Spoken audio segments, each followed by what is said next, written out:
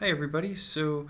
Uh, this unit is going to focus on the immune system. In terms of this lecture, it's going to give you a brief overview of the immune system and how it functions, and then delve into the innate immune system as well. We will cover the aspects of the adaptive immune system later. So, first off, the immune system is sort of a silent wonder. We are aware of our heart beating, we're aware of our breathing, but we are much less aware of what our immune system does on a day-to-day basis.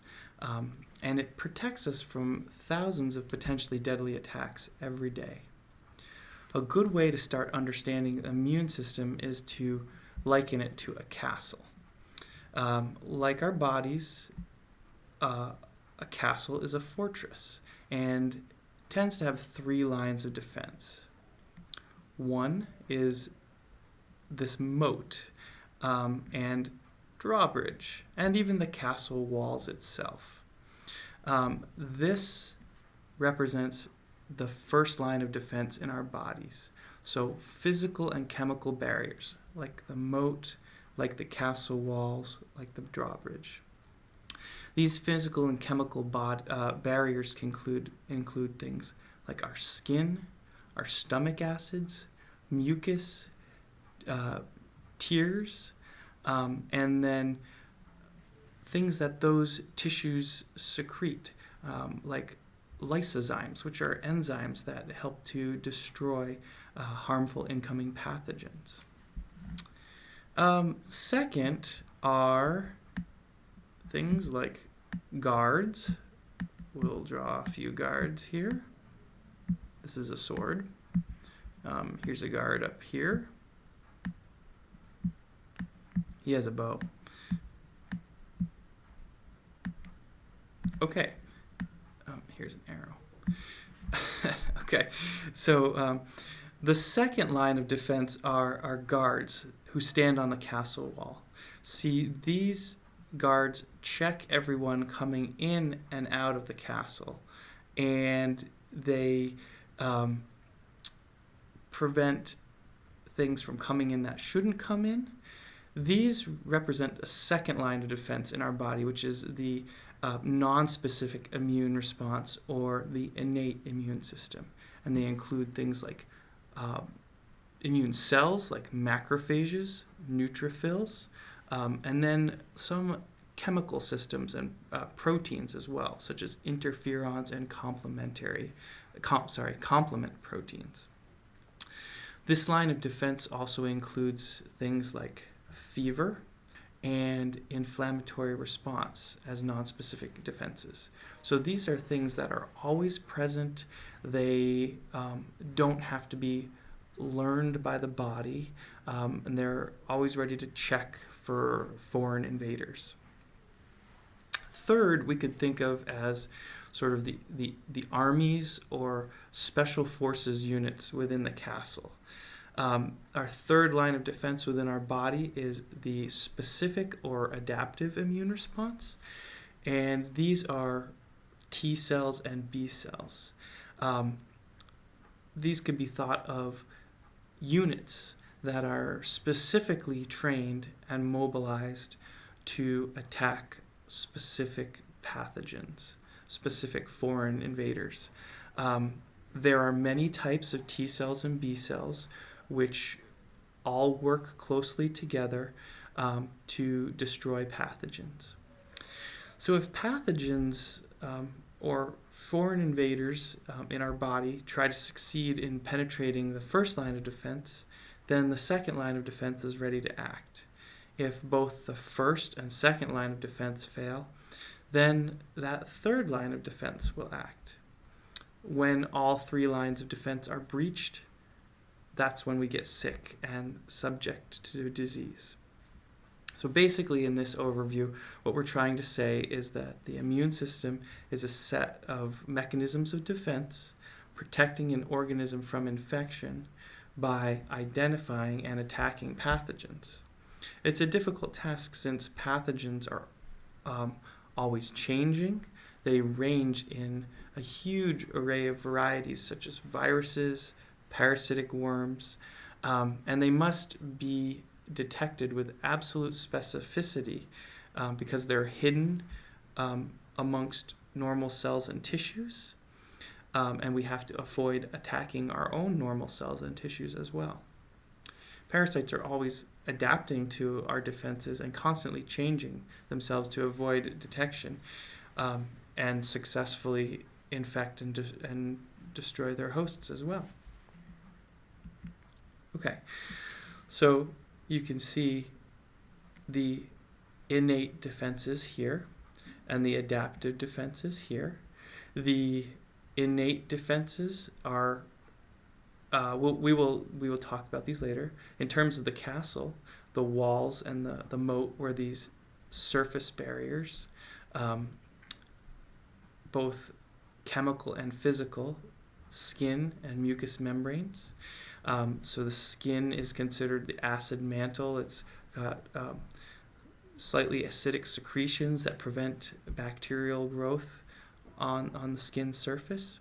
Also, the mucous membranes secrete all kinds of antimicrobial peptides, all kinds of enzymes that are good at damaging or destroying bacteria.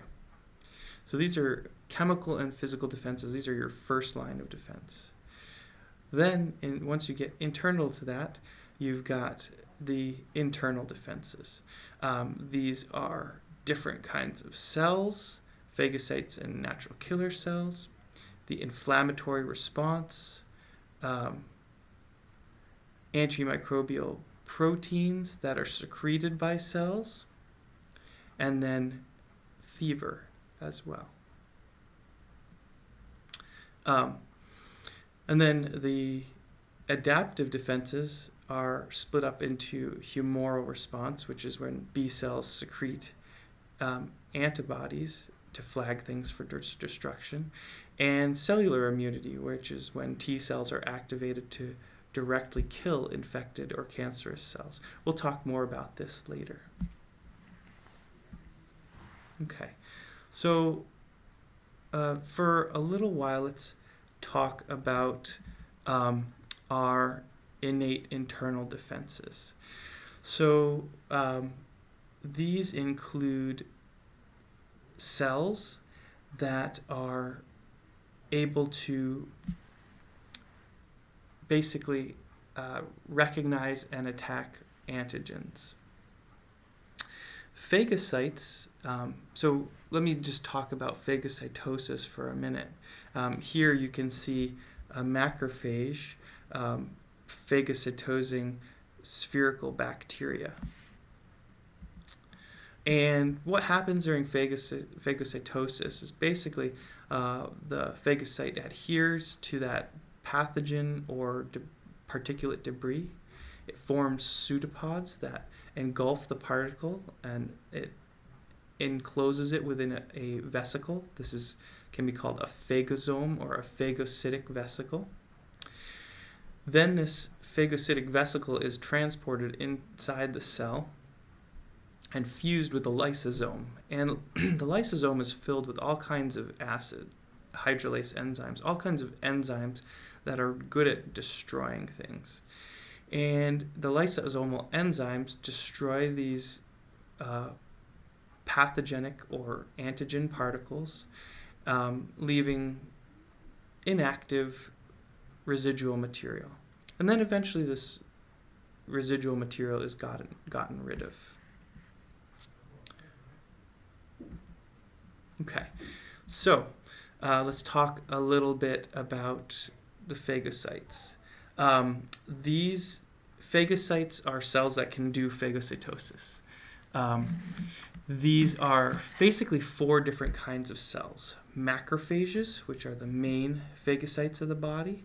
They patrol tissues and consume debris and bacterial and viral particulates.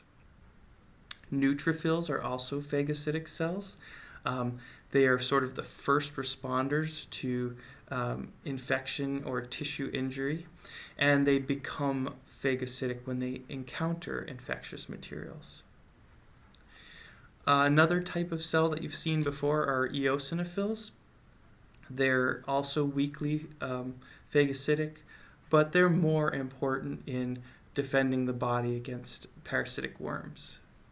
They basically recognize and sidle up to large parasitic worms and secrete things that are able to destroy these worms. And then we also have another kind of cell called mast cells.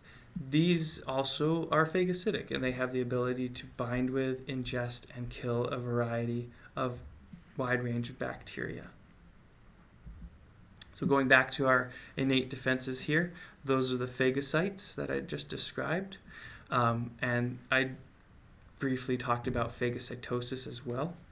NK cells, or natural killer cells, these are cells that are directly able to lyse and kill cancer cells and virally infected cells. They can do this before the adaptive immune system has been activated. They can recognize specific things within these cells, and they can sidle up to these cells and secrete different proteins that basically punch holes in these infected cells and destroy them. Okay, so let's talk about inflammation for a little bit. Inflammation, we remember the inflammatory response is involved in tissue repair. So inflammation occurs anytime body tissues are injured by physical trauma, intense heat, irritating chemicals, or infection by viruses, fungi, or bacteria. And the 4 cardinal signs are redness, heat, swelling, and pain. Sometimes impairment of function as well. Basically, chemicals, inflammatory chemicals, cause dilation of surrounding blood vessels to increase blood flow to that area, to the injured area or damaged area. And these increase vessel permeability, blood vessel permeability, and these allow fluids containing clotting factors and antibodies to enter the tissue. And then they also become more permeable to white blood cells like neutrophils and macrophages, and those are able to move from the bloodstream to the inflamed site and do their job as well. So you can see here with tissue injury, we get a release of chemical mediators such as histamine, complement, kinins, prostaglandins. These are all what are known as inflammatory chemicals. And then we've also got something here called leukocyte-inducing factor that causes leukocytosis, or an increased numbers of white blood cells in the bloodstream. So with tissue injury, the secretion of these inflammatory chemicals, we get vasodilation of arterioles, increased capillary permeability, and chemotaxis, or the attraction of different white blood cells to that area. So we get increased blood flow that causes the heat and the redness in inflammation. We get increased capillary permeability, so capillaries leak fluid into the tissues. That can cause tissue swelling, which can result in some pain. Some of these inflammatory chemicals also directly cause pain. Then the fluids from the capillary also carry clotting proteins that can wall off the injury and prevent injury to the surrounding tissues. So we get locally increased temperature increases metabolic rates of cells. Sometimes with pain and swelling, we get temporary limitation of joint movement. Clotting, we form a clot basically. And then with leukocytosis and chemotaxis And a lot of these chemical mediators, it attracts white blood cells to the injured area, causes them to cling to capillary walls, move through the capillary walls, and then go in and clean up the site. Phagocytize pathogens and dead tissue cells, clean up that area. All of these things eventually result in tissue healing. All right, so this is that inflamed site attracting leukocytes, secreting chemotactic inflammatory chemicals, stimulating leukocytosis, or the proliferation of white blood cells into the bloodstream. So neutrophils enter the blood from bone marrow. We get margination, which is the clinging of the capillaries to the cell, the clinging of these cells to the capillary walls. Neutrophils change their shape and squeeze out of the capillaries, and then they follow the chemical trail to where they need to clean up. Okay, so going back to our innate defenses again, we've covered phagocytes, natural killer cells, inflammation. Talk about a few antimicrobial proteins now, and fever as well. Okay, so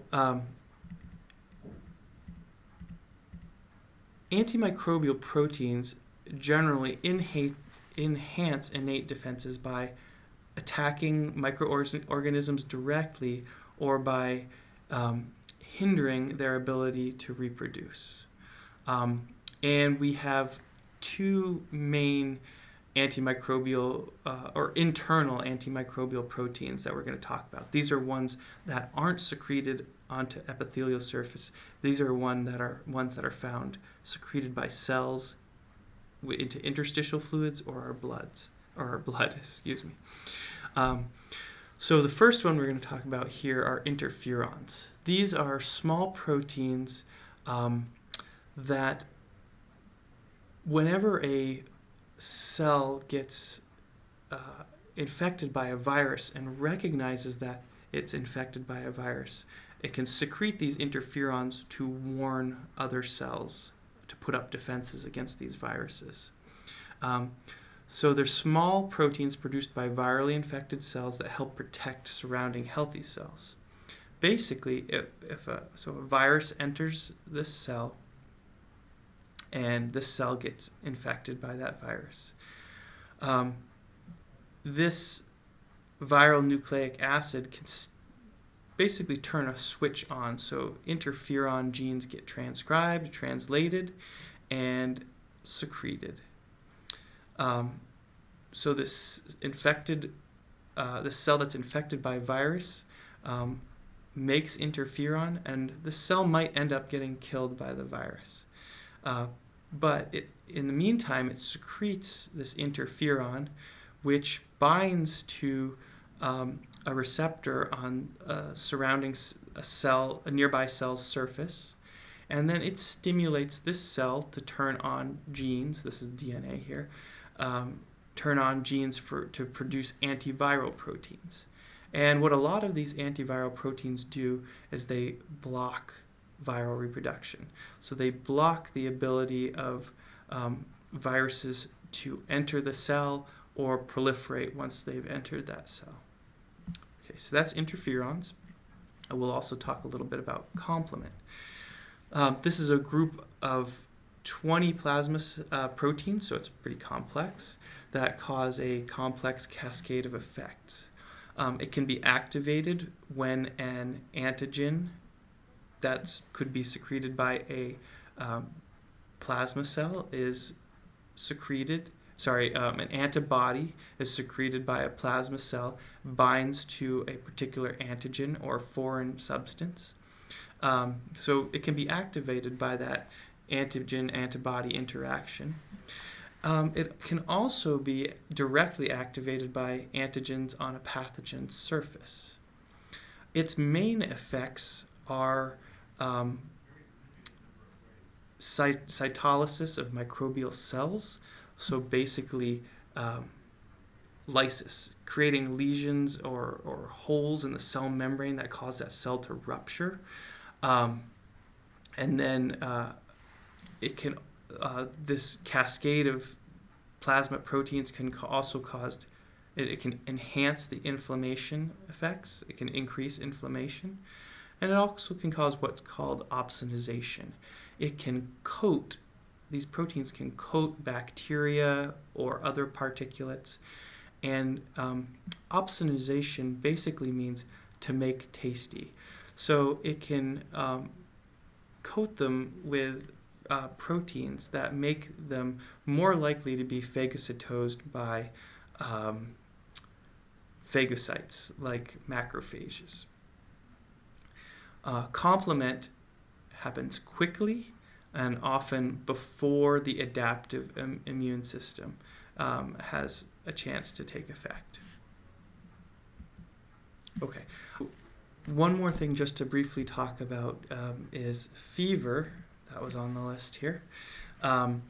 So fever is a systemic response to invading microorganisms, and leukocytes, so white blood cells, and macrophages exposed to foreign substances secrete what are called pyrogens. And these pyrogens reset the body's thermostat upward. So they allow your body's temperature to rise. Now, high fevers can be dangerous because the heat can denature enzymes, but moderate fevers are beneficial to protecting ourselves from pathogen invasion.